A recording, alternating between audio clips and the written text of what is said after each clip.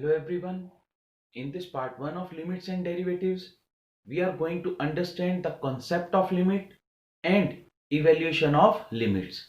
So, let's start with the meaning of limits. Before this, we have to remember that in mathematics, there are 7 forms which are known as indeterminate forms. Whenever we are getting this type of forms, then we will say that these forms are meaningless. What are these forms? Number 1, 0 upon 0. Number 2, infinity upon infinity. Number 3, infinity minus infinity. Number 4, 0 raised to power 0. Number 5, infinity raised to power 0. Number 6, 0 into infinity. Number 7, 1 raised to power infinity. You can change the order, but these 7 forms are known as the indeterminate forms. Now, concept of limit. For this, we will consider a function fx is equals to x square minus 1 upon x minus 1. Now, if we will put x is equals to 1, then what we are observing, fx is equals to 0 upon 0, which is indeterminate. It means which is meaningless. So, to create the meaning of this thing, we are applying the simple rule of mathematics. Fx is equals to x square minus 1 means x minus 1 into x plus 1 upon x minus 1, and this is fx is equals to, what is this, x plus 1. It means if x is equals to 1, we are getting fx is equals to 2. So now this concept is meaningless for this function. Here we are going to think in different way. If we will consider this number line, and in this number line what we are observing, this is the 1. For closest to 1 there are so many parts. Look at this thing. If we will consider from right, that means if we will take x is equals to 1.1, then what we are observing, we are getting x is equals to, from this, f 1.1 is equals to 2.1. If we are taking x is equals to 1.09, 1.01, then what we are getting, fx is equals to 1.01. It means 2.01. In the same way, if we will take, this is from right, but if we will take x is equals to 0.9, then what we are getting, f1 f 0.9, look at this thing, f 0.9 is equals to 1.9, and if we will take x is equals to 0.09, then what we will get, f 0.09 is equals to 1.09. So these are the different values for x. But in this part, what we are observing, in first two we are getting the values of x, or we are taking the values of x to the right of 1, and in other two parts we are taking the values of x left to 1, but we are not taking exactly 1. So we can choose the values nearer to x, to right, and to left. If x is equals to 1, to right, what is this, 1.1, 1.01, 1.001, and from right, x is equals to, if we will put 0.9, 0.09, 0.09, 0.009.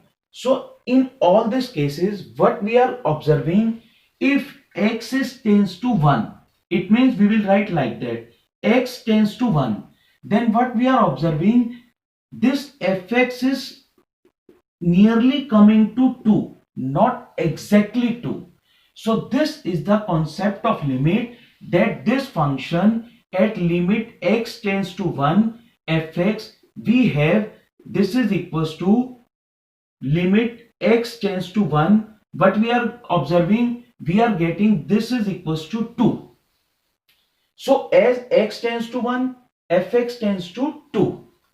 So in this way we can say, as in general we can say, limit x tends to a, fx is equals to L, if whenever x tends to a and fx tends to L. So this is the concept of limits. in which we are not going to exactly that point.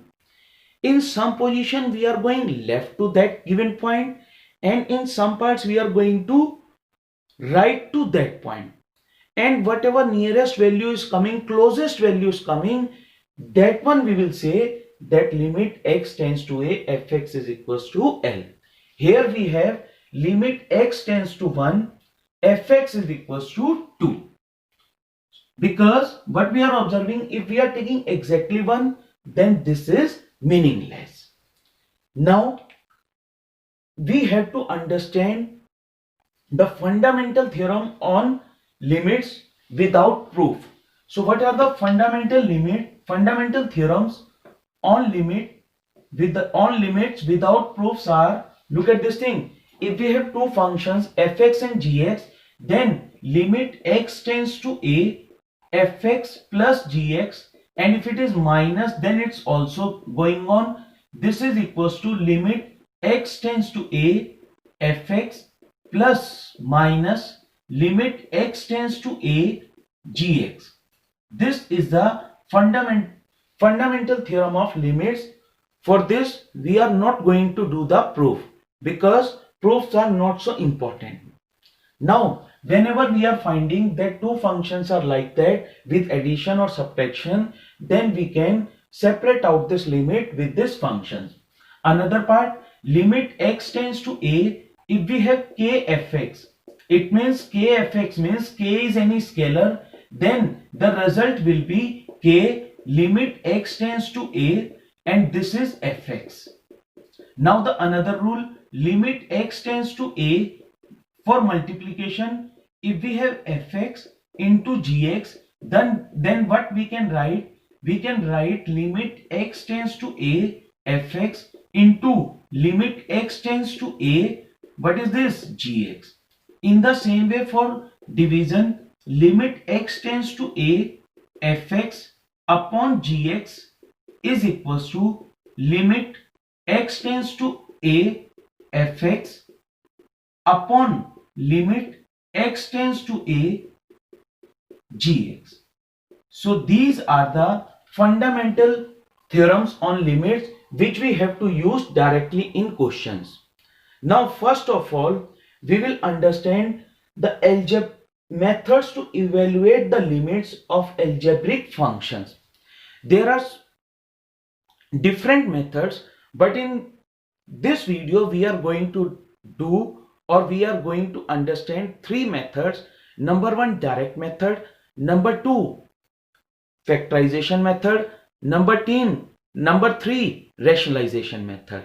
In each part we have to remember this thing. We can put the value of the limit only in that case if the function is creating the option of meaningless. जहां भी conditions आएगी meaningless की, it means we are not going to put the limit. लेकिन जहां पर meaningless situation नहीं बनेगी, वहां पर हम डायरेक्ट लिमिट को क्या कर देंगे? Substitute, and that will be the answer for that function at that given limit. So look at this thing. These three methods I'll discuss in questions only. Look at this thing in question number 1, A part. We have limit x tends to 3, x plus 3. What we are observing, if anyhow we will put x is equals to 3 here, then it is not creating meaningless situation. That's why this is known as direct method. Directly you will put x is equals to 3, then 3 plus 3 is equals to 6, and this is the answer. Now look at this thing. In B part, limit x tends to 1, x square plus 1 upon x plus 100. Now roughly we are thinking, if we will put x is equals to 1, then again there is not a situation of meaningless. It means directly put the value. That's why this method is direct method.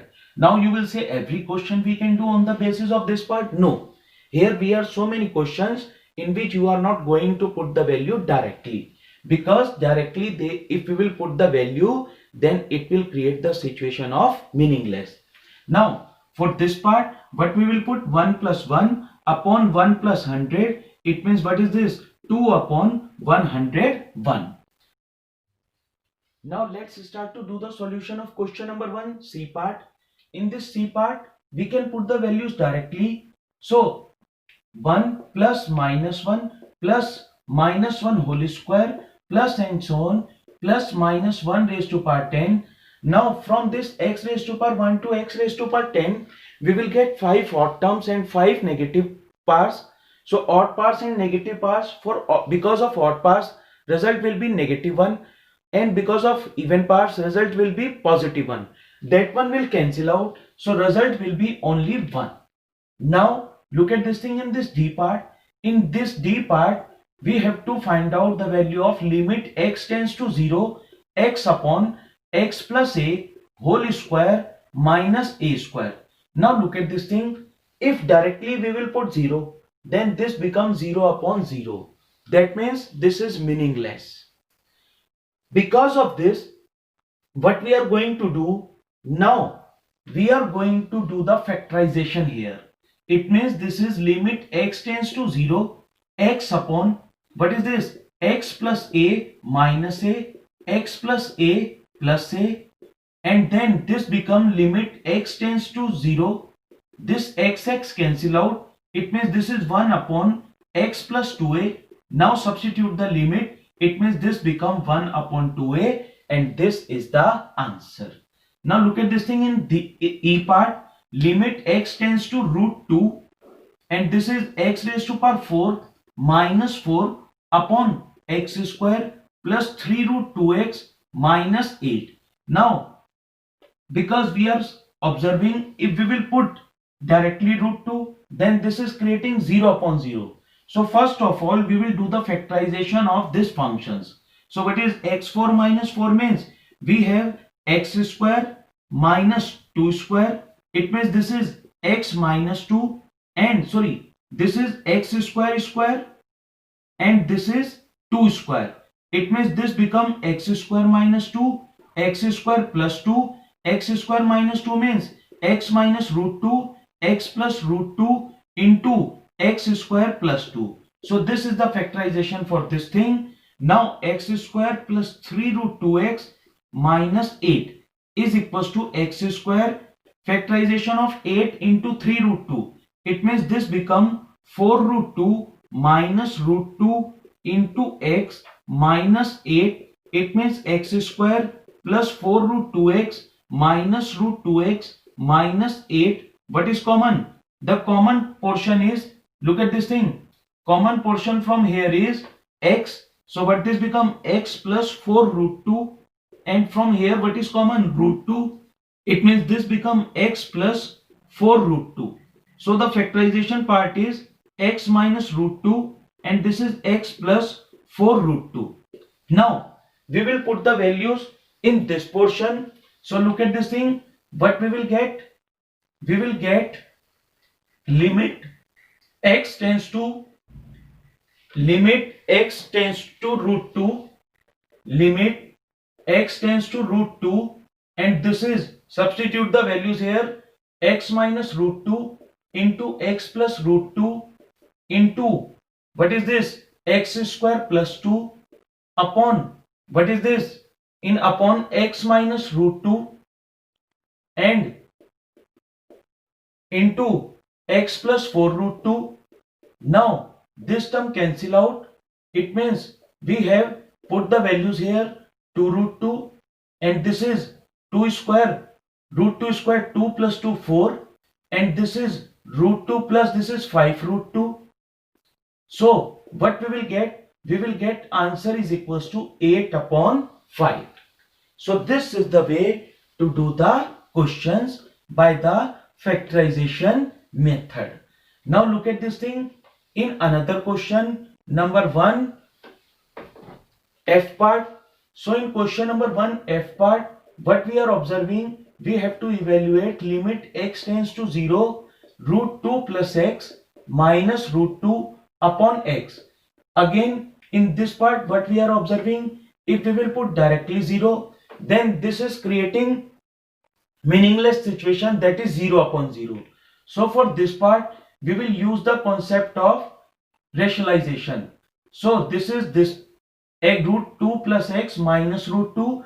do the rationalization with opposite sign. Root 2 plus x plus root 2 upon same thing with same part we have to do the division, plus root 2x plus root 2 plus x plus root 2, and this is x only. Now limit x tends to 0, a minus b, a plus b, it means 2 plus x minus 2 upon x, and this is root 2 plus x plus root 2. Now 2 cancel out, x cancel out. Now put the limits. It means once we will put x tends to 0, it means x is equals to 0 now. So this will create the answer 1 upon 2 root 2. Now look at this thing. In this g part, we have limit x tends to 4. This is under root 5 plus x minus 3, and upon we have under root 5 minus x minus 1. Now we will do the rationalization for numerator also and for denominator also. So how will we do? We will do root 5 plus x minus 3 into root 5 plus x plus 3. This is for numerator rationalization, and this term as it is root 5 minus x minus 1, root 5 plus x plus 3. And now we will do the denominator rationalization. It means root 5 minus x plus 1, and this is root 5 minus x plus 1.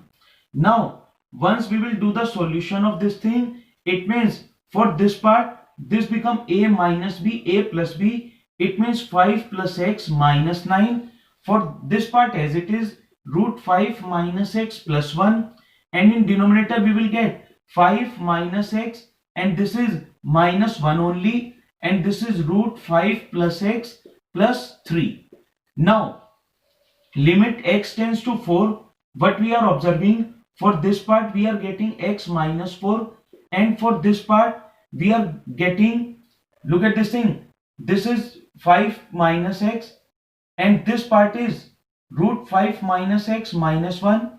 It means this become 5 this is minus x plus 4. Take minus common, it means this become minus x minus 4, and this term as it is root 5 minus x plus 1 upon root 5 plus x plus 3. Now this term cancel out, put the values. It means substitute x is equals to 4. This is 5 minus 4 means 1. It means 1 plus 1, this is 2, minus as it is, and this is 5 plus 4 means 9. It means 3 plus 3, 6 only. It means this is minus 1 upon 3. And this is the answer for this part. So in this way you have to do the practice to solve other questions. Don't forget to give the answer of this question in comment box. Thanks and God bless you.